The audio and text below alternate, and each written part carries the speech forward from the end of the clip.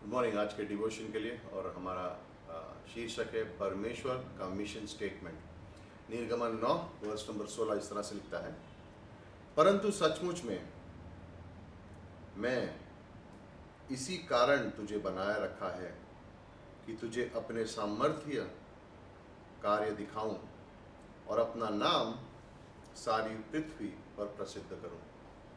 ये परमेश्वर का कार्य है, ये उसका मिशन स्टेटमेंट है कि हमें इसलिए रखा गया ताकि परमेश्वर के सामर्थ्य कार्यक्रम देख सकें और परमेश्वर का नाम सारी पृथ्वी पर प्रसिद्ध हो।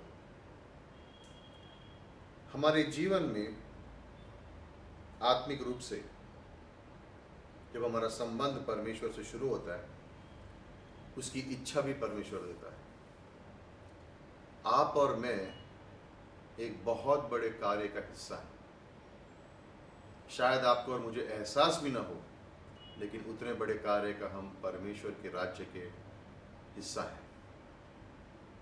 हमारा जीवन का नींव जो है वो है हमारा संबंध परमेश्वर के संग। उसकी शुरुआत, उसकी भूख, उसको जानना, उसको प्रकट करना और फिर परमेश्वर के बारे में सारी दुनिया तक जाकर उसे प्रसिद्ध करना। ये हमारा परमेश्वर का कार्य है।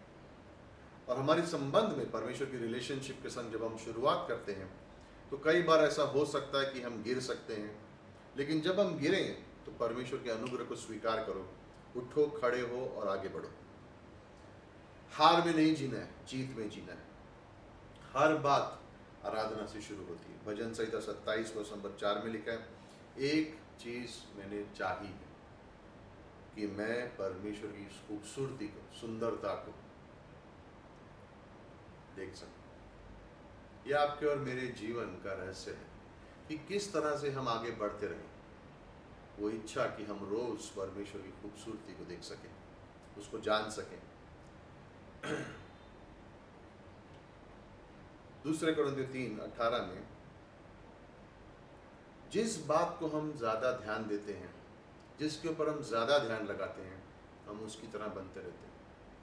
मूसा पर्वत पर है परमेश्वर के संग, और जब वो वापस आता तो उसके मुंह पर इतना तेज है कि उसके मुंह को ढकना पड़ रहा है। इससे पता चलता है लोगों को कि वो परमेश्वर के संग रहा है। आज आपके और मेरे बीच में हमें पर्दा डालने की जरूरत नहीं है, लेकिन फिर भी लोग पहचान सकते हैं कि अगर हम परमेश्वर के संग समय बिताया है या नहीं बिताया है। अगर हम लोगों पर ज्यादा ध्यान दे रहे हैं तो हम लोग जो कहते हैं हमारे चेहरे से वो दिखेगा, हमारे शब्दों से वो बाहर आएगा।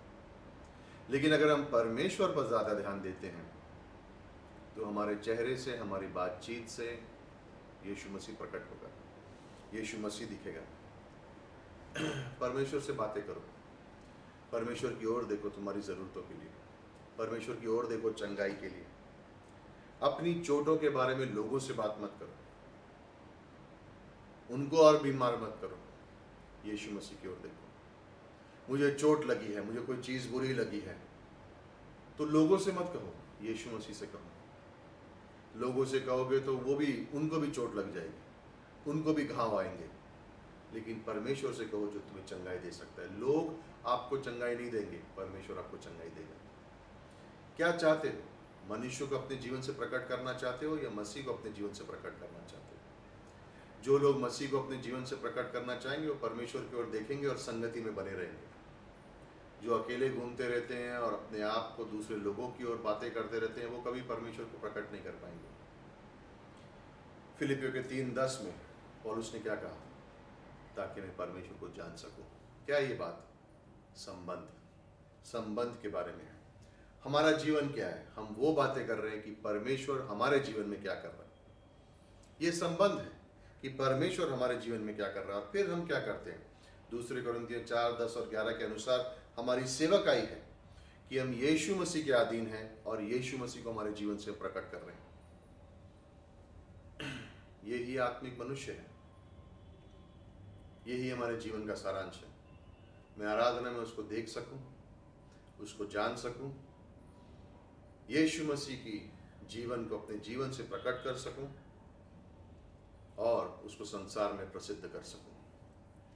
आप और मैं इस तरह से जीते हैं परमेश्वर के कदमों पर चलते हैं ताकि दूसरे लोग परमेश्वर के भूखे बने? ये सवाल आपको अपने जीवन से आप ही इसका आंसर दे सकते हो। क्या आपको जानने के बाद, क्या आपके संग समय बिताने के बाद, क्या लोग परमेश्वर के भूखे होते हैं या नहीं? अगर वो हो रहे हैं तो यानी आपका संबंध परमेश्वर के संग मजबूत है। अगर उनके जीवन से परमेश्वर, आपके जीवन के संग समय बिताकर उनके लिए परमेश्वर की भूख नहीं बढ़ रही है, तो आपको सोचना है कार्य क्या है। परमेश्वर ने कहा है कि अपना नाम, परमेश्वर का नाम सारी पृथ्वी पर प्रसिद्ध हो। परमेश्वर का कार्य है। चुनाव हमारे हाथ में है। या तो हम उसके संग हो सकते हैं उसकी योजना में और उसके नाम को प्रसिद्ध कर सकते हैं, या अपने आप रह सकते हैं और सोचते हैं कि हम अपने नाम को प्रसिद्ध करें। चुनाव हमारे हाथ में, लेकिन सही रास्ता एक ही है, उसके संग मजबूत संबंध बनाए रहो, आराधना करो, उसको पहचानो, उसको जानो, अपने जीवन से उसको प्रकट करो और उसके सुसमाचार से लेकर संसार में परमेश्वर को प्रसिद्ध करो। आमीन।